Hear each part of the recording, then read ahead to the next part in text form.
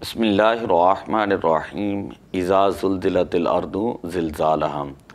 حضرت سیدنا انس بن مالک رضی اللہ تعالیٰ عنہ بیان کرتے ہیں، حضور علیہ الصلوۃ والسلام نے ارشاد فرمایا، جس نے سورہ زلزال پڑھی یہ نصف قرآن کے برابر ہے، اور جس نے قل هو اللہ پڑھی یہ تہائی قرآن کے برابر ہے، اور جس نے قل یا ایھا الکافرون پڑھی یہ ربع قرآن کے برابر ہے۔ سنن ترمذی۔ زلزلے کی کیا تعریف ہے، زلزلے کیوں آتے ہیں؟ شرعی اعتبار سے تو عائشہ صدیقہ رضی اللہ تعالیٰ عنہ بیان فرماتی ہیں، میں نے عرض کی یا رسول اللہ یہ زلزلے کیوں آتے ہیں؟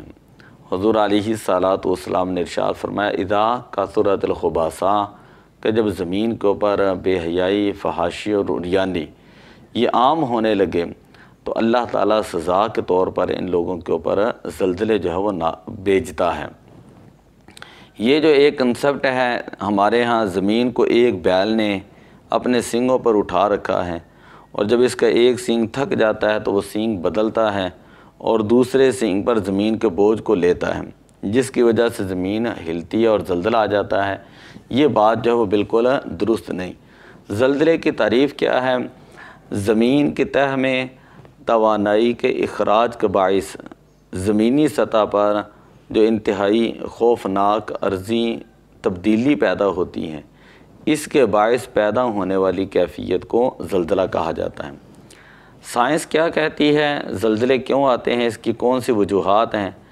زمین کی تہہ فورسز ٹیکٹونک پر دباؤ کے باعث معمولی سے مڑ جاتی ہیں، لیکن چونکہ زمینی تہہ سخت ہوتی ہے لہذا جب دباؤ بڑھتا ہے تو زمینی تہہ جو ہے وہ پھٹ جاتی ہے اور ایک نئی پوزیشن اختیار کرتی ہے۔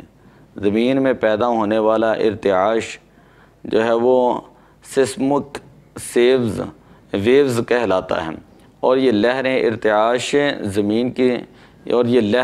ارتعاش جو ہے یہ زمین کی سطح کے ساتھ ساتھ چلتی ہیں، اور ان لہروں کے باعث جو کیفیت پیدا ہوتی ہے اس کو زلزلہ کہا جاتا ہے۔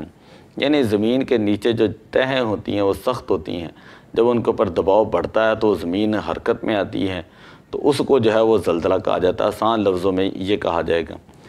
زلزلے کہاں پر آتے ہیں؟ زمین کی تہہ میں ٹوٹے ہوئے مقامات ہوتے ہیں، یہاں پر دو کرسٹل بلاکس ایک دوسرے کے مخالف سفر کرتے ہیں۔ ایک بلاک اوپر کی جانب سفر کرتا ہے جبکہ دوسرا بلاک نیچے کی جانب سفر کرتا ہے۔ ماہر ارضیات اور زلزلے کا مشاہدہ کرنے والے سائنسدان یہ کہتے ہیں کہ زلزلے زیادہ تر انہی فالٹس پر آتے ہیں جو زمین کی تہہ میں کمزور مقامات شمار کیے جاتے ہیں۔ ہر برس کتنے زلزلے آتے ہیں؟ عالمی سطح پر ہر برس 10 لاکھ جو ہیں وہ زلزلے آتے ہیں۔ ان میں وہ زلزلے بھی شامل ہیں جو بہت ہی معمولی نوعیت کے جو ہے وہ زلزلے ہوتے ہیں، اور جنہیں ہم آفٹر شاکس جو ہے وہ کہتے ہیں۔ دنیا بھر میں سب سے زیادہ زلزلے کہاں پر آتے ہیں؟ کیلیفورنیا ہے، جاپان ہے، جنوبی امریکہ ہے، فلپائن ہے، یہاں پر سب سے زیادہ زلزلے آتے ہیں۔ کسی ایک زلزلے میں سب سے زیادہ اموات کہاں پر ہوئیں؟ 1956 میں چین میں آنے والا زلزلہ بدترین زلزلہ تھا، جس میں 8,30,000 جو افراد کی ہلاکت جو ہے وہ ہوئیں۔ زلزلے کی پیمائش کس طرح کی جاتی ہیں؟ تو یہ ذرا توجہ سے سوال سننے والا ہے۔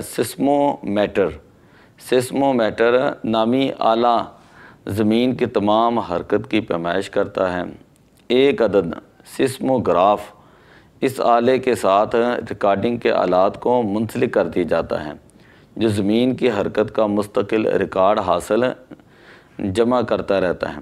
اس ریکارڈ کی بنیاد پر ہی سائنسدان یہ نتیجہ نکالتے ہیں کہ زلزلے کی شدت ریکٹر اسکیل پر کتنی ہے اور زلزلے کے باعث کس قدر توانائی خارج ہوئی۔ مختلف سیسموگراف کو زلزلے کے مقام سے قریب اور دور دراز جگہوں پر نصب کیا جاتا ہے تاکہ زلزلے کی شدت کا اندازہ کیا جا سکے، اور مختلف سیسمک اسٹیشن اور سیسموگراف کو ایک ہی درجے کی شدت ظاہر کرنی ہوتی ہے۔ زلزلے کی پیدائش کے لیے سب سے زیادہ مقبول اور مشہور آلہ ریکٹر اسکیل ہے۔ ریکٹر اسکیل جو ہے کس شکل کا ہوتا ہے؟ ریکٹر اسکیل دراصل کوئی انسٹرومنٹ نہیں بلکہ یہ زلزلے سے پیدا ہونے والی لہریں جو ہیں ان کی وسعت یا ان کی کشادگی کو ناپنے کا ایک پیمانہ ہے، اور اس کا تعلق اس توانائی سے ہے جو زلزلے کے باعث خارج ہوتی ہے۔ اس کا اندازہ کسی بھی زلزلے کے بارے میں سیسموگراف کے ریکارڈ سے کیا جا سکتا ہے۔ سوال ہے زلزلے کی پیمائش کے لیے پہلا آلہ کب ایجاد ہوا؟ تو 132 عیسوی میں چینی فلسفی جو ہے زانگ ہینگ نے زلزلے کی نشاندہی کرنے والا آلہ ایجاد کیا تھا۔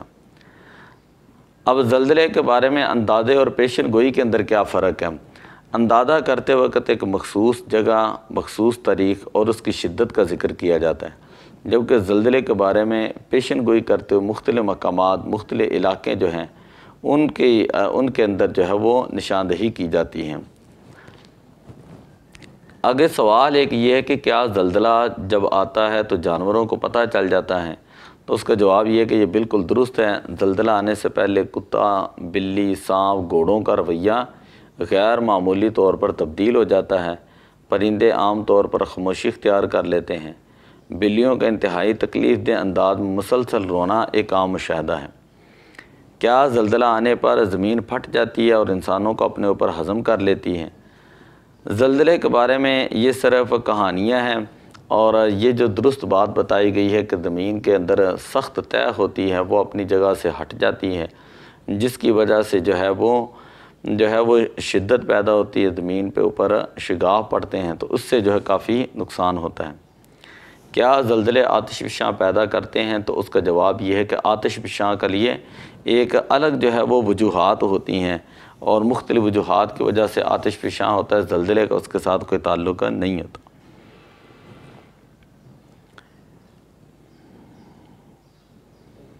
کیا زلزلے موسم سے جڑے ہوتے ہیں؟ تو اس کا جواب یہ ہے کہ یہ بھی کوئی اتنا زیادہ 14ویں یا 4تھی صدی قبل مسیح میں مشہور فلسفی ارسطو نے یہ نظریہ پیش کیا کہ زلزلے زمین کی تہہ میں موجود غاروں میں مقید ہواؤں کے اخراج اور زبردست دباؤ پر آتے ہیں۔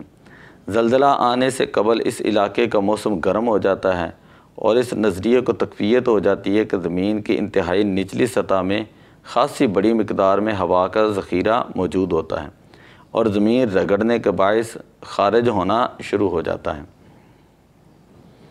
زلزلے کے بارے میں کام کرنے والے سائنسدان ان کو کیا کہتے ہیں؟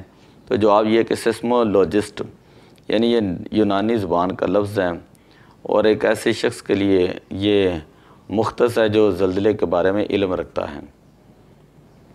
کیا زلزلوں کو روکا جا سکتا ہے؟ تو اس کا جواب یہ ہے کہ ابھی تک جو ہے وہ کوئی ایسی صورت پیدا نہیں ہوئی کہ جس کی وجہ سے زلزلوں کو روکا جا سکتا ہے۔ اور بھی زلزلے کے حوالے سے کافی تحقیق ہے، پارہ نمبر 30 ہے، اور تبیان القرآن ہے، صفحہ نمبر 934 کے اوپر جو ہے آپ اس کو پوری ڈیٹیل کے ساتھ جو ہے وہ سائنسی نقطہ نظر سے پڑھ سکتے ہیں۔ ہم نے بالکل مختصر طور پر اس کو رکھا۔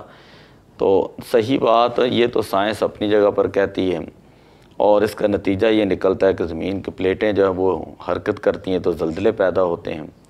تو جس طرح میں نے شروع میں حدیث پاک پڑھی کہ نبی اکرم صلی اللہ علیہ وسلم نے فرمایا جب زمین کے اوپر گناہ زیادہ ہو جاتے ہیں تو اس وقت جو وہ زلزلے پیدا ہوتے ہیں۔ تو دعا ہے کہ اللہ تعالی ہمیں اپنے عذاب سے محفوظ فرمائے۔ الصلاۃ والسلام علیک یا رسول اللہ۔